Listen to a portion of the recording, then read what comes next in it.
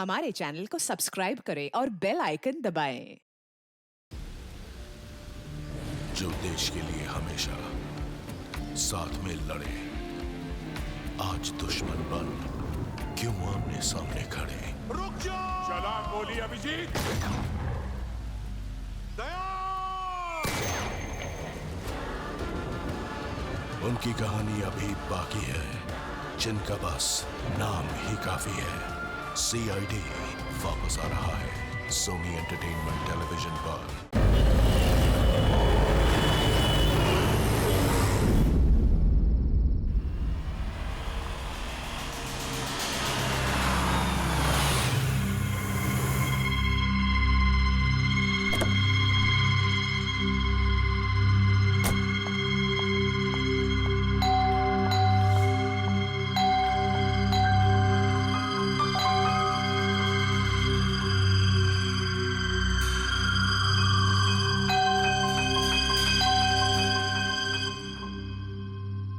हम लोगों को पार्टी में बुलाकर कहीं सो तो नहीं गया हुआ है? सर अपनी खुद की बर्थडे पार्टी में कैसे सो सकते हैं? अरे कोई भरोसा नहीं है, 60 साल का हो गया वो।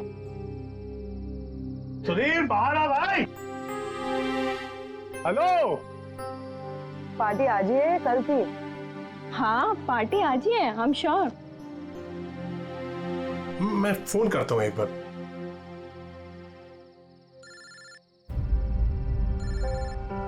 घंटी तो अंदर ही बज रही है, इसका मतलब अंदर ही है। तो फिर अंदर से कोई दरवाजा क्यों नहीं खोल रहे हैं? मैंने कहा ना 60 साल का हो गया, बचपना नहीं गया इसका भी। Sudhir,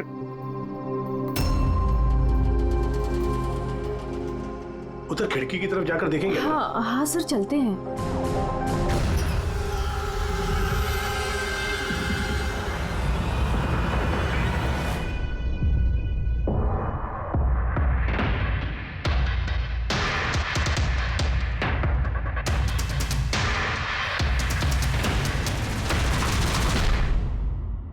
emergency medical card. इन्हें बादाम और फिश से एलर्जी थी।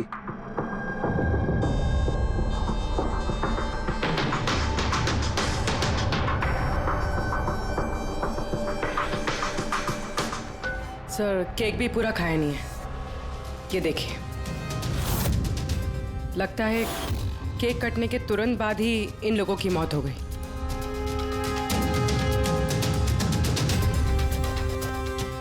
हाथापाई के कोई निशान नहीं है, सीधे गोली लगी है।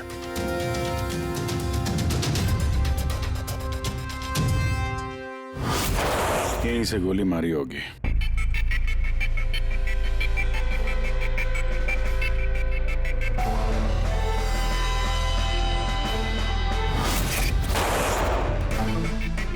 चौथी लाश कहाँ है? अंदर है सर।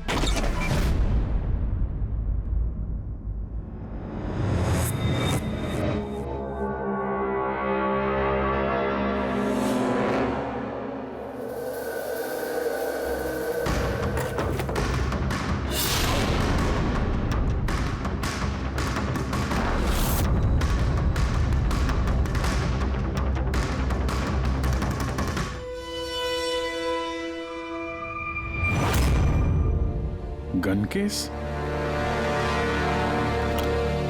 गन गायब है।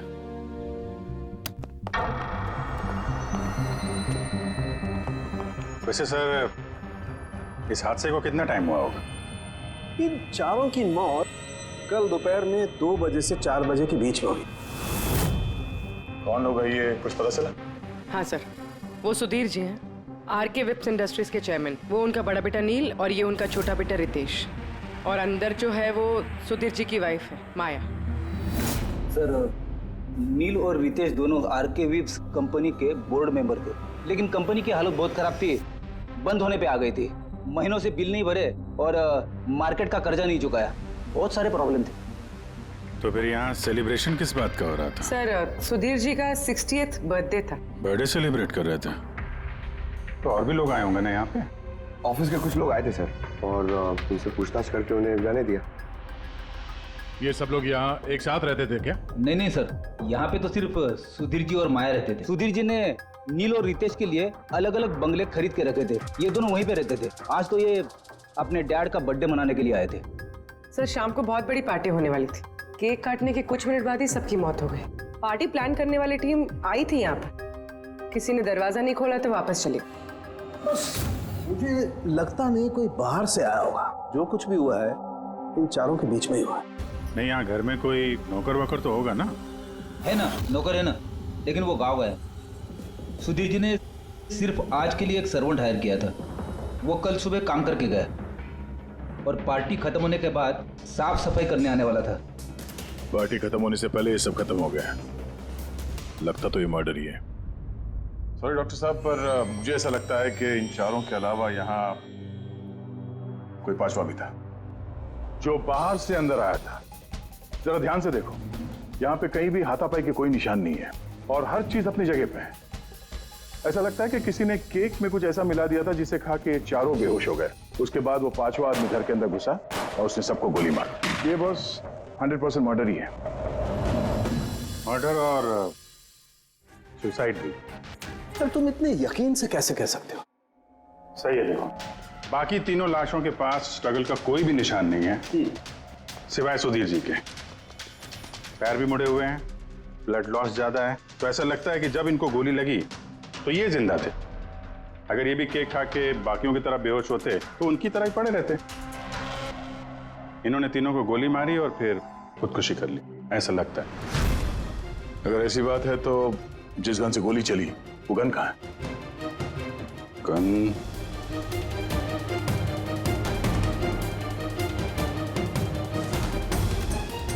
यहाँ गोली लगी है कनपट्टी पे। सुधीर जी ने अगर गन चलाई होगी तो ऐसे गिरे और गन वाला हाथ जमीन पे टकराया और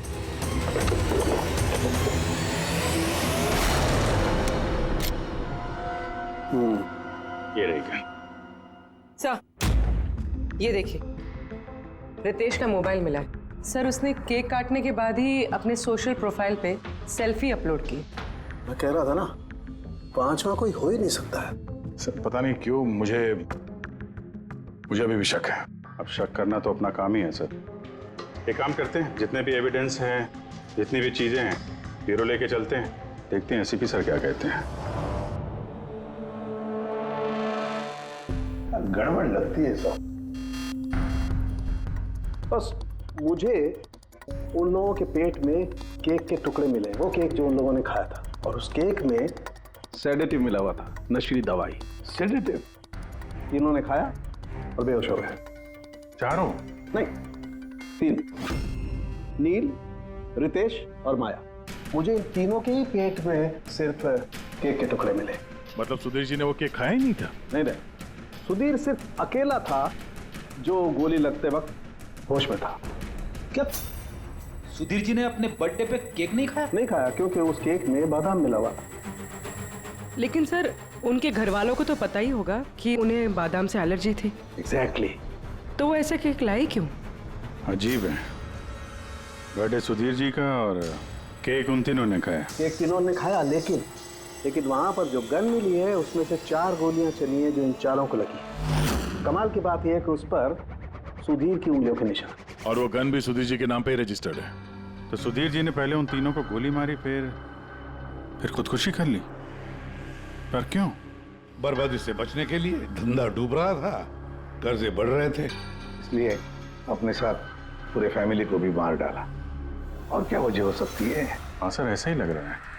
सुधीर जी जानबूझ के वो बादाम वाला केक लाए थे ताकि उन्हें खाना ना पड़े। उसने बाकी तीनों को सेडेटिव डाल के वो बादाम वाला केक खिला दिया और बेहोश होने के बाद उन्हें मार के खुद आत्महत्या कर ली।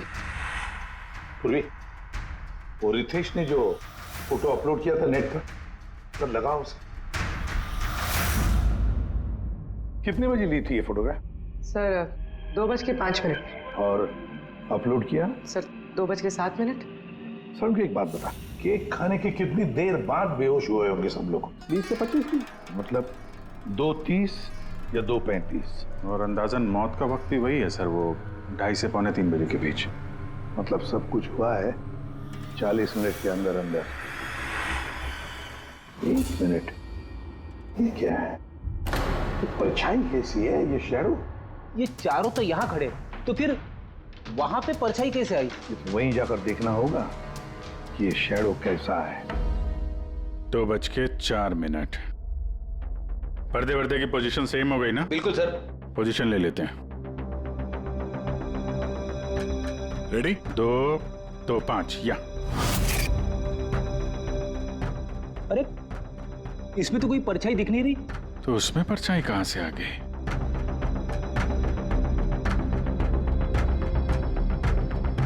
धूप इधर से आ रही। पूर्वी जरा उधर जाके खड़ी हो ना।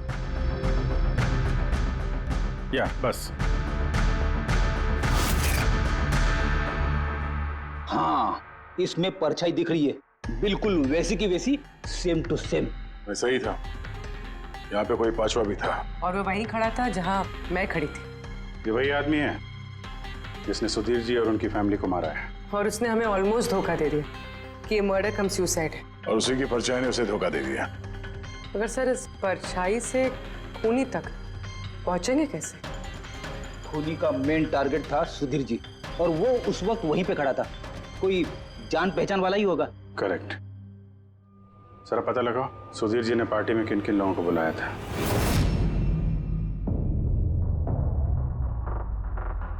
सर, मैं परी। तुम सुधीर जी की एग्जीक्यूटिव असिस्टेंट थी? जी। सर, मैं जानवी।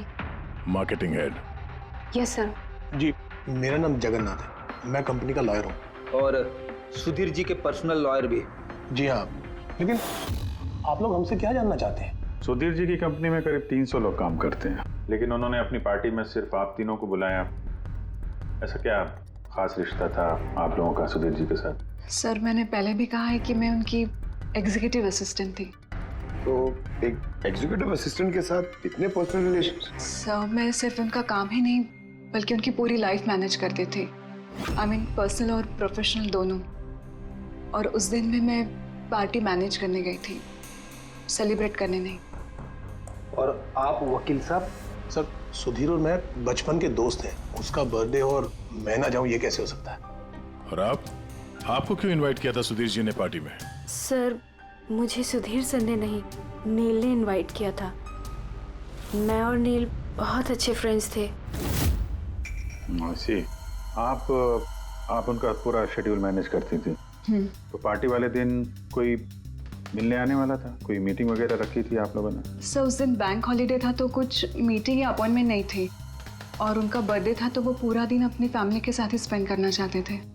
कल दोपहर 2 और 3 के बीच में आप तीनों कहाँ थे? सर, मैं तो अपने घर पे ही थी, वी ब्लॉग बना रही थी। V blog? Video blog.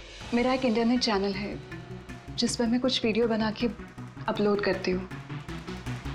Sir, मैं घर पे सो रही थी, मेरी तबीयत ठीक नहीं थी।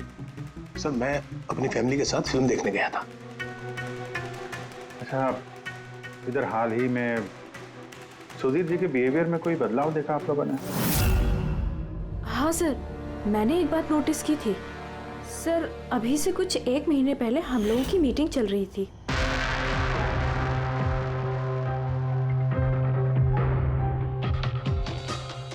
सर, क्या बात है, अंदर आ जाओ। ठीक है, तुम जाओ।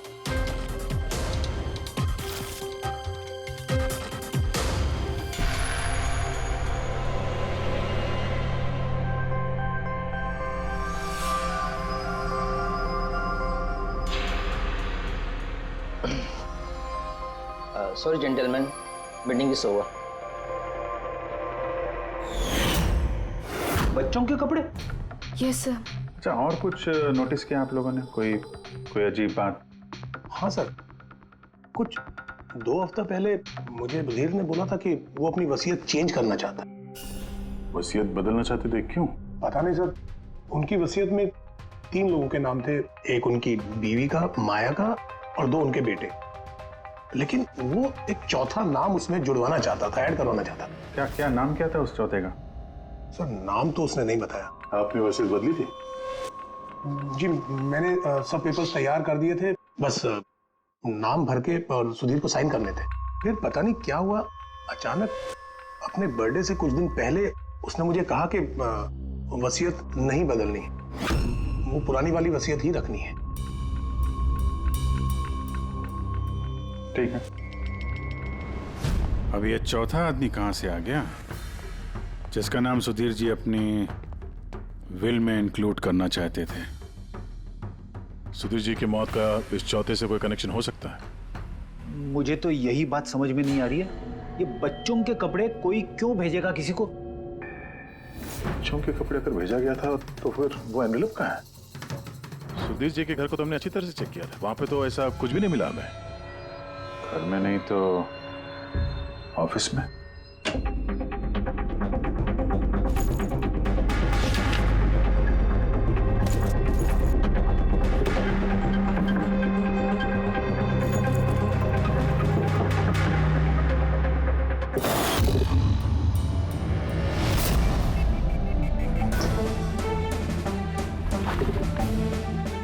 मिल गया।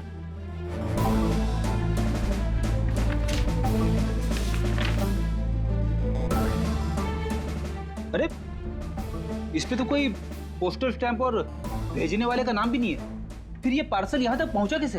लगता है किसी ने एनवेलप सीधे कंपनी के पोस्ट बॉक्स में डाल दिया।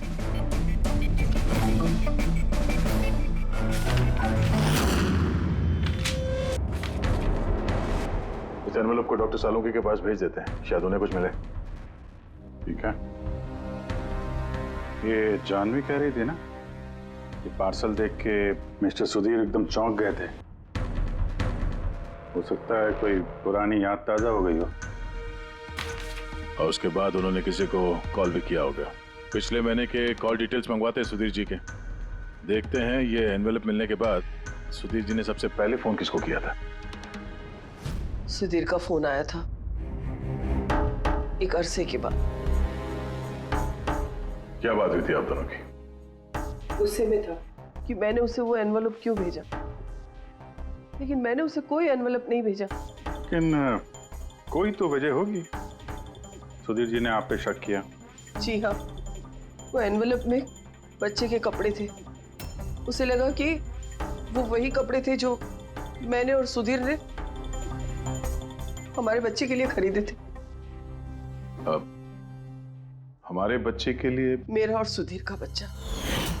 30 साल पहले मैं आरके विप्स कंपनी में अकाउंट डिपार्टमेंट में काम करती थी। सुधीर के पापा उसके मालिक थे। वहाँ सुधीर और मेरे बीच में प्यार हो गया, और कुछ समझ पाती उसके पहले मुझे पता चला कि मैं सुधीर के बच्चे की माँ बनने वाली हूँ। तो आप दोनों की शादी नहीं? जी नहीं। सुधीर ने तो वादा किया था, लेकिन उसके पेरेंट्स राजी नहीं थे, क्योंकि मैं उनकी हैसियत की नहीं थी। वो तो सुधीर की शादी बहुत ही रईस खानदान में और उनके स्टेटस की लड़की से करना चाहते थे। फिर उसके पेरेंट्स ने और फैमिली ने बहुत कोशिश की उससे, मुझे, यहाँ तक कि मेरी फैमिली को समझाने की कि मैं बच्चा गिरा दूं, लेकिन मैंने भी ठान लिया था कि चाहे कुछ भी हो जाए मैं बच्चे को जन्म दूंगी। 15 मार्च 1990 को मेरा बच्चा इस दुनिया में आया,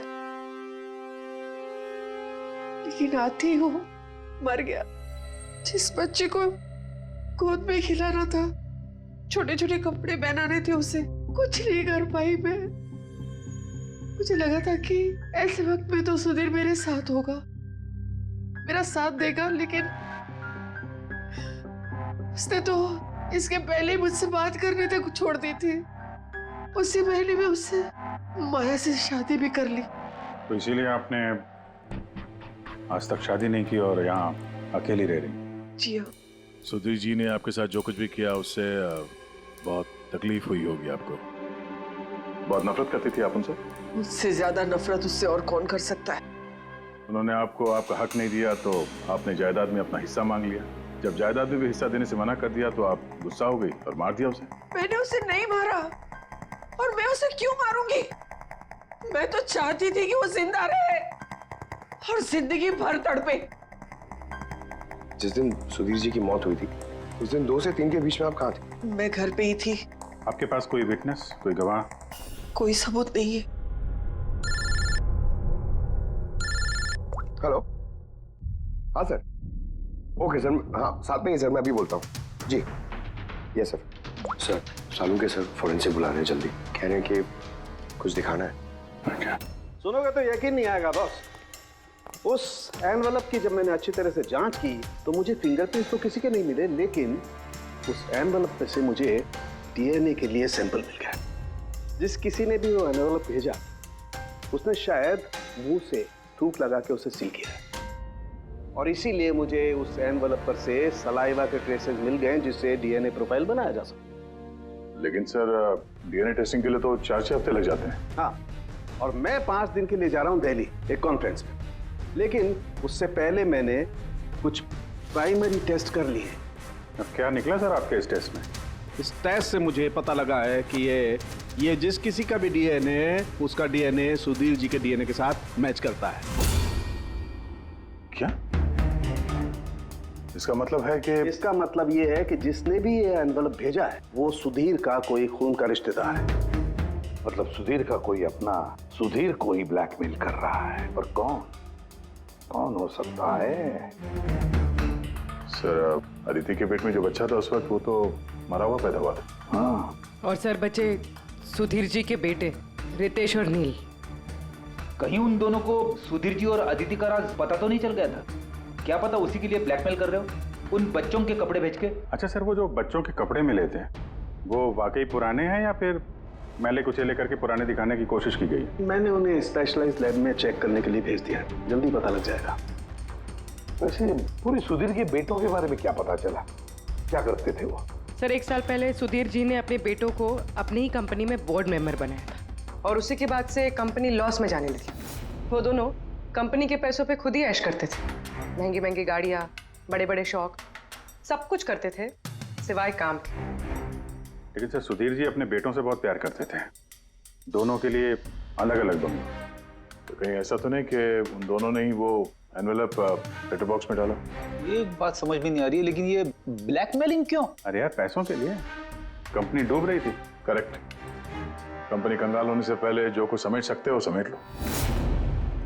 अगर ये सुधीर के दोनों बेटे अपने बाप को पैसों के लिए ब्लैकमेल कर रहे थे तो जरूर उनके बैंक अकाउंट्स में पैसे तो आए होंगे, बड़ी रकम आई होगी।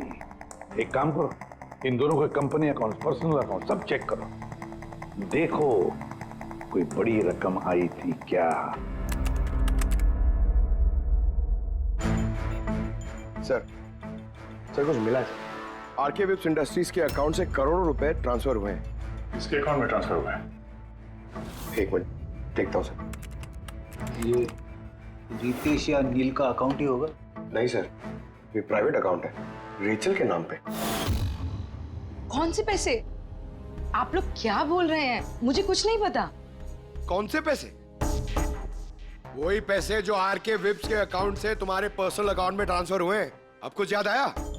वो तो मेरी सैलरी है, मैं वहां पर काम करती थी। Salary 11 crore salary? हाँ, वो भी सिर्फ 2 हफ्तों का। उस हिसाब से तो तुम्हारे महीने की सैलरी 22 करोड़ रुपए हो गई। क्या काम क्या करती हो तुम? ब्लैकमेलिंग का काम। तुम और रितेश मिलकर सुधीर जी को ब्लैकमेल कर रहे थे।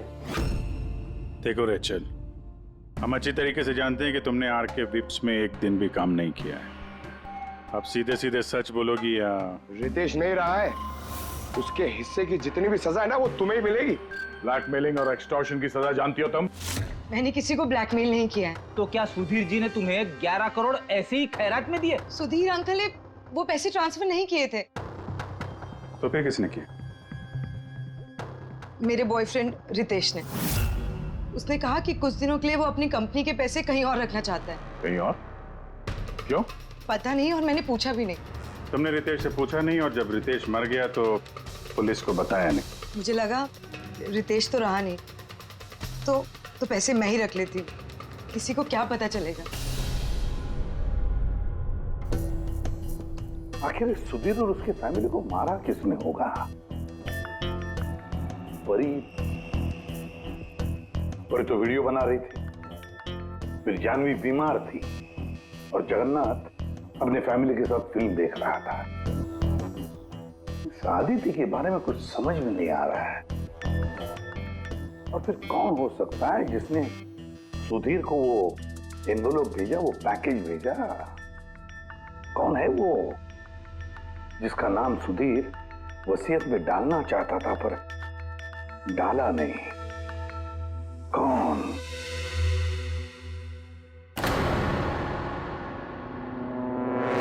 फ्रिज में दूसरा केक कहां से आया? हाँ सर, ये दो केक। वही तो, जब बर्थडे था तब सुधीर ने अपने फैमिली के साथ छोटा वाला केक क्यों काटा, जबकि इतना बड़ा केक है फ्रिज में? सर, ताकि वो रात में पार्टी पे ये बड़ा वाला केक खा सके। अरे यार, सुधीर जी कोई 18 साल के बच्चे थोड़ी न थे जो अपने बर्थडे के लिए 2-2 केक मंगाएंगे। सर, हो सकता है ये केक उन्हें किसी ने गिफ्ट किया हो, ये बादाम वाला केक। लेकिन बॉक्स में लेके आएंगे ना, उस पर केक शॉप का नाम भी होगा बॉक्स पर। नहीं सर, वहाँ हमें तो कोई बॉक्स मिला नहीं। हो सकता है किसी ने केक घर पे बनाया हो, तभी हमें बॉक्स नहीं मिला वहाँ पे। लेकिन ये बादाम वाला केक बनाया किसने होगा? सर, मैं जानवी का सोशल प्रोफाइल चेक कर रही थी। उसके ऐसे बहुत सारे फोटोज हैं जिनमें वो केक्स और पेस्ट्रीज बेक कर रही है। बेकिंग का बहुत शौक है उसे। हाँ, मुझे बेकिंग पसंद है। तो क्या? तो कुछ नहीं, तुमने बादाम वाला केक बनाया था ना सुधीर जी के लिए। जब मुझे पता है कि उनको बादाम से एलर्जी थी, तो मैं उनके लिए बादाम वाला केक क्यों बनाऊंगी? क्योंकि तुम चाहती थी कि वो केक ना खाए, खाते तो बेहोश हो जाते ना। और तुम चाहते थे कि जब तुम उन्हें मारो वो होश में रहे, तड़पे तुम्हारे सामने, गिड़गिड़ाए, है ना? मैं सुधीर अंकल को क्यों मारना चाहूंगी? तुमने केक में सेडेटिव नहीं मिलाया रितेश, नील और माया को मारने के लिए? आप लोग ये सब क्या बोले जा रहे हैं? बस नाटक बंद। तुमने बोला था ना कि तुम उस दिन बीमार थी और घर पर ही थी, कहीं नहीं गई थी। फिर पार्टी में कैसे गई थी ना? पार्टी में मैं सच में 2-3 बजे तक सो रही थी। फिर मैं जब सोकर उठी तो मुझे लगा कि मैं थोड़ा बेटर फील कर रही हूँ और इसलिए मैं पार्टी में चली गई। इसमें मैंने क्या गलत किया? अगर तुम 2 से 3 बजे तक सो रही थी तो 2:30 बजे के आसपास जब सुधीर जी की मौत हुई तब तुम्हारा मोबाइल उनके घर के पास क्या कर रहा था? देखो जानवी, झूठ बोल के कोई फायदा नहीं है। हमने तुम्हारे मोबाइल के रिकॉर्ड चेक किए हैं। जिस वक्त सुधीर जी की मौत हुई तुम्हारे मोबाइल की लोकेशन उनके घर के पास थी। अब सच बताओगी या और टाइम वेस्ट करना है? मैं और नील एक दूसरे से प्यार करते थे। हमने सोचा कि नील के डैड का बर्थडे है तो हमारे पास अच्छा मौका है उनको सब कुछ बताने के लिए, और इसलिए मैं वहाँ चली गई। वहाँ भटकती रही, नील को कॉल करती रही, घंटों में वहाँ घूमती रही, लेकिन नील का कोई कॉल नहीं आया। मुझे लगा कि शायद नील को मौका नहीं मिल रहा है मुझे कॉल करने का। झूठ। तुम्हें लगा कि नील ने तुम्हें धोखा दे दिया, इसलिए तुमने उसे और उसके पूरे परिवार को मार दिया। ये अच्छी जबरदस्ती है आप लोगों की। अगर मुझे बेकिंग पसंद है तो इसका मतलब ये तो नहीं कि खून मैंने किया है। इंटरनेट पर रेसिपी देखकर केक तो कोई भी बना सकता है। केक बनाना कौन सा मुश्किल काम है? और रितेश की गर्लफ्रेंड रेचल, वो भी तो बेकिंग करती है। आप लोग उससे जाकर क्यों कुछ नहीं पूछते? सबसे पूछेंगे हम। बुलाओ सबको। बड़ा इंटरेस्टिंग केस ही है। ऐसे बहुत कम होता है कि इतने सारे लोगों के पास एक ही आदमी की जान लेने के लिए मौका भी है और मकसद भी। आप लोग फिर से? सर, मैं क्यों मारूंगी उनको? आप नील से शादी करना चाहती थी, फैमिली ने मना कर दिया। तो बड़ी वजह है खून करने के लिए। और सुधीर जी की फैमिली के लिए तो हैसियत और सोशल स्टेटस बहुत इंपॉर्टेंट था। इसका सबसे बड़ा एग्जाम्पल आदित्य जी। और सुधीर जी ने इसी हैसियत और सोशल स्टेटस के चक्कर में आपकी जिंदगी बर्बाद कर दी। तो आपसे ज्यादा नफरत और किसके दिल में हो सकती है? मेरे लिए पैसों की कोई अहमियत नहीं है और ना ही मुझे किसी बात का अफसोस है। अफसोस तो तुम्हें भी नहीं होगा रेचल।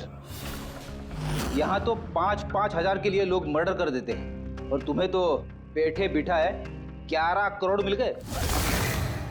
और आपके तो हाथ में सुधीर जी ने अपनी लाइफ का रिमोट कंट्रोल दे दिया था ना। आप सब जानती थी उनके बारे में, ये भी जानती थी कि वो अपनी गन कहाँ रखते। देखिए, आप जो कहना चाहते हैं वो कह सकते हैं। मैंने आपको पहले भी बताया कि मैं उस दिन घर पे वीडियो ब्लॉग बना रही थी। चाहे तो आप मेरा मोबाइल भी चेक कर सकते हैं। हाँ बिल्कुल, लाइए पता तो चले वीडियो ब्लॉग कैसे बनाया जाता है।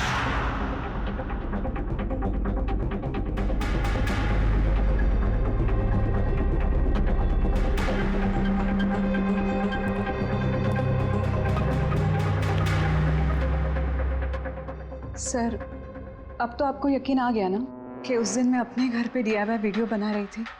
DIY मतलब? Do it yourself. सर, मैं अपने इंटरनेट चैनल पे लोगों को रोज के काम करने के इजी तरीके बताती हूँ। Do it yourself. सर, हाँ, न्यूज़पेपर देखिए, डेट भी वही है। हाँ है तो वही। यानी वीडियो उसी दिन शूट हुआ है। सर, अपुरे, सर मैंने मेमोरी कार्ड पे डेट और टाइम चेक किया। ये वीडियो उसी दिन बना है, 2 और 4 के बीच बना है। अच्छा। और सर, परी की मोबाइल लोकेशन क्रॉस चेक की हमने तो पता चला कि उस दिन वो घर पे ही थी। पूर्वी एक काम करो, इन चारों लेडीज को अलग अलग कमरे में बिठाओ। सर चलिए।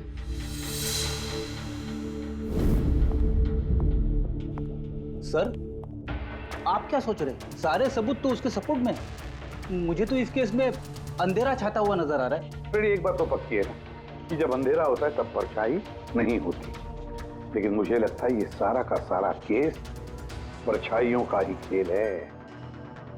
सनडायल जानते हो ना? सनडायल, सनडायल वो सूरज की रोशनी किस दिशा में होती है उसके मुताबिक टाइम बताते हैं उससे। हाँ, मतलब सनडायल एक ऐसी चीज है जिससे हमें आकाश में सूरज की जगह पता चल सकती है, जिसकी वजह से हम वक्त का अंदाजा लगा सकते हैं।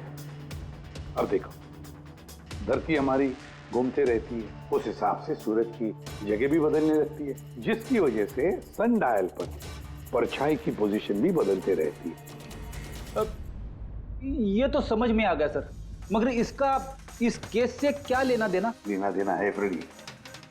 परी, ये सारे सबूत हमने परी से इकट्ठा किए ना, लेकिन परी एक ऐसी व्यक्ति है जो सारे एविडेंसेस को मैनिपुलेट कर सकती है, मेमोरी कार्ड में डेट भी बदल सकती है, सारे एविडेंसेस कंट्रोल कर सकती है, मगर सूरज को कंट्रोल नहीं कर सकती है। परी भूलती है कि सूरज कभी भी गलत वक्त नहीं बताएगा। मतलब ये परी ने वीडियो में डेट और टाइम दोनों चेंज कर दिया? बदल दिया होगा भी या नहीं, लेकिन अब हम इन परछाइयों से पूछेंगे कि क्या परी झूठ बोल रही है या सच बोल रही है। करेक्ट, ये सेटिंग बिल्कुल वैसी हो गई जैसे परी की वीडियो में थी, और धूप भी लगभग वैसा ही है जैसे उस दिन था। सिर्फ परी की जगह पूर्वी खड़ी है। सर, हम लोग यहाँ पे करने क्या वाले? अगले 6 घंटे तक पूर्वी को यहीं पे इसी जगह खड़ा रहना पड़ेगा जैसे वीडियो में परी खड़ी। हमें ये देखना है कि अगर परी सही बोल रही है तो 2 से 4 बजे के बीच पूर्वी के चेहरे पे ठीक उसी जगह से धूप आएगी जैसे परी के चेहरे पे थी। और अगर सर मेरी परछाई परी की परछाई से मैच नहीं हुई तो देखते हैं। कैमरा ऑन करो।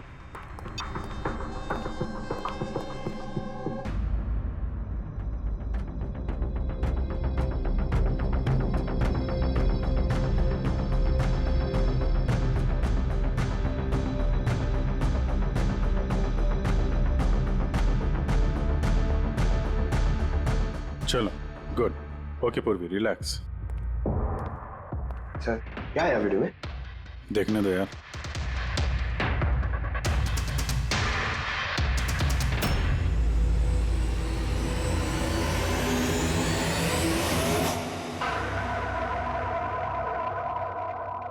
सुबह 11 बजे से 1 बजे के बीच तुमने वो वीडियो रिकॉर्ड किया था, और फिर तुमने बड़ी चालाकी से वीडियो ब्लॉग का डेट और टाइम दोनों चेंज कर दिया।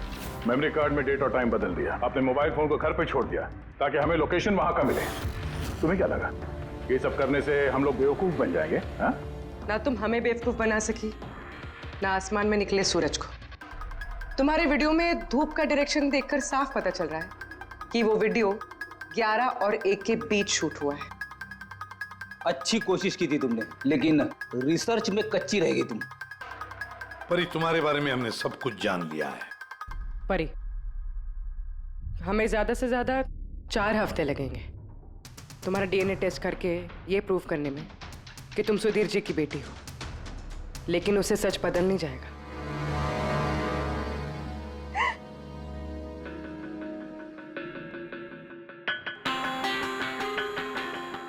उन्हें मारना नहीं चाहती थी, मैं बिल्कुल उन्हें मारना नहीं चाहती थी। मैं बस इतना चाहती थी कि वो मुझे अपना ले।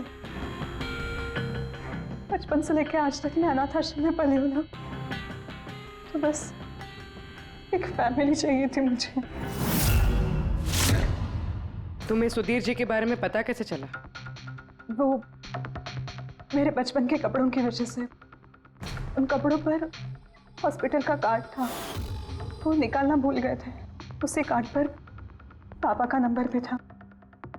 मैंने पापा को बहुत ढूंढा था, फिर लास्ट ईयर मुझे उनकी कंपनी के बारे में पता चला। लेकिन तुमने उनकी कंपनी क्यों ज्वाइन की? तुम तो चाहती कहीं भी सुधीर जी से मिलकर बता सकती थी कि तुम उनकी बेटी हो। लेकिन मैं पहले उन्हें जानना चाहती थी, मिलना चाहती थी। फिर धीरे धीरे मुझे पता चला कि वो पूरे इंसान नहीं है, वो दिल के अच्छे हैं। तब मुझे ऐसा लगा कि शायद उस वक्त के हालात खराब होंगे, इसलिए उन्होंने मुझे अनाथ आश्रम में भेज दिया था। मगर अब तो सब ठीक हो गया था ना, अब तो वो मुझे अपना सकते थे ना। तो फिर तुमने उनसे मिलते ही वसीयत में हिस्सा क्यों मांगा? क्योंकि मैं जानना चाहती थी कि उनके लिए इम्पोर्टेंट क्या है, पैसे या मैं। तभी सुधीर जी अपनी वसीयत चेंज करना चाहते थे। हाँ, और ये सुन के मैं बहुत खुश हो गई थी। मगर सुधीर ने अपना फैसला बदल दिया, जो तुमसे सहा नहीं गया। सब उनकी वाइफ और उनके बेटों की वजह से हुआ। उनसे ये बर्दाश्त ही नहीं हो रहा था कि पापा मेरा नाम डील में ऐड करने की कोशिश कर रहे। मतलब एक बार फिर से सुधीर जी ने तुम्हें अपनाने से मना कर दिया? हाँ, और इस वक्त भी फैमिली की वजह से। वो बिल्कुल भी नहीं बदले थे, वो वैसे ही थे जैसे पहले थे। सेल्फिश, मतलबी, गैर जिम्मेदार। सीधे सीधे हिस्सा नहीं मिला तो उन्हें ब्लैकमेल करना शुरू कर दिया? नहीं, मैंने जब उन्हें पहला एनवेलप भेजा तब मेरा ऐसा कोई इरादा नहीं था। वरना मैं इतनी बेवकूफ नहीं हूं कि एनवेलप अपने खुद के मुंह से सील कर। मैं तो यही उम्मीद करती थी कि एटलीस्ट वो मुझे अपनी फैमिली में एक्सेप्ट कर ले, मेरी खुद की भी फैमिली हो। और इसीलिए अपने पापा के बर्थडे के दिन नशीली दवाई वाला बादाम का केक लेकर उनके घर पे गई।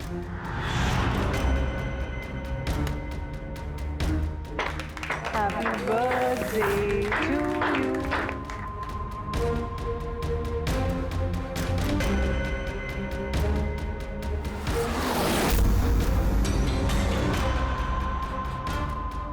मुझे एलर्जी है।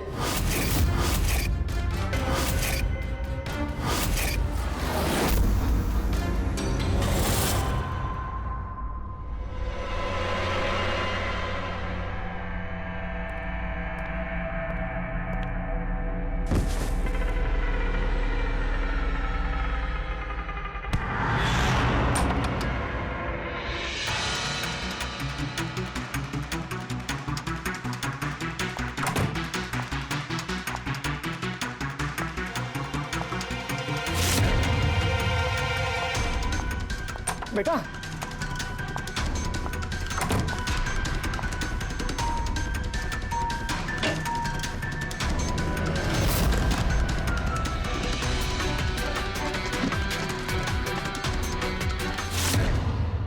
तुम सुधीर जी की पूरी फैमिली खत्म करना चाहती थी ना?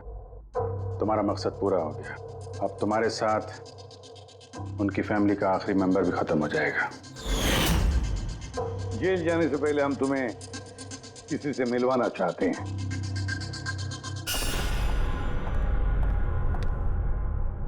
ये आदिति जी, तुम्हारी माँ।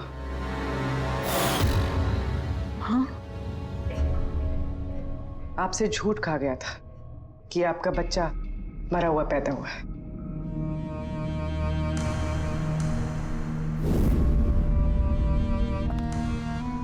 हाँ।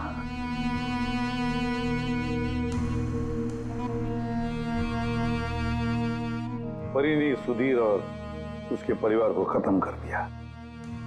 हमें अफसोस है कि आप दोनों फिर से हमेशा के लिए अलग हो जाओगी।